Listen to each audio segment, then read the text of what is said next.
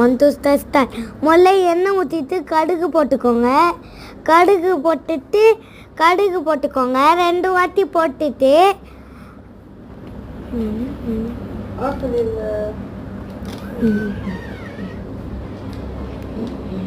வெங்காயம் போட்டுக்கோங்க. வெங்காயம் போட்டு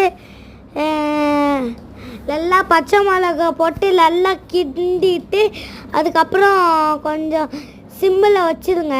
வச்சிட்டிங்கன்னா விட்டுருங்க.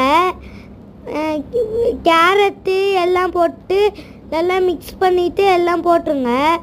போட்டுட்டு அதுக்கப்புறம் கோன்ஸு, தக்காளி, பச்சை மிளகா, இது பேர் என்னது, புதினா எல்லாம் போட்டு நல்லா வதக்கிக்கோங்க. வதக்கிட்டு வேறு மசாலா போட்டுக்கோங்க. நல்லா வதக்கிட்டு காரம் போட்டுக்கோங்க. அதுக்கப்புறம் போட்டு சீரகம், பருப்பு மிக்சியில் போட்டு அரைச்சிட்டு நல்லா சாம்பார் சாதம் பொடி போட்டுக்கோங்க. அப்புறம் சாம்பார் சாதம் பொடி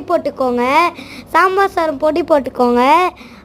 அதுக்கப்புறம் நல்லா வதக்கிக்கோங்க.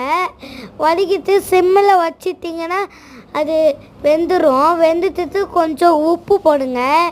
உப்பு போட்டு நல்லா வெந்துடும்.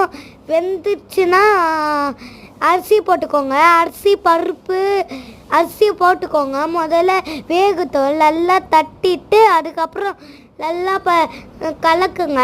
கலக்கிட்டு நல்லா சாம்பார் சாதம் வந்துச்சுன்னா சாப்பிட்டா செம்ம சூப்பராக இருக்கும். வீட்டில் தான் நாங்கள் செய்வோம். நாங்கள் க்ளீனாக செய்வோம்.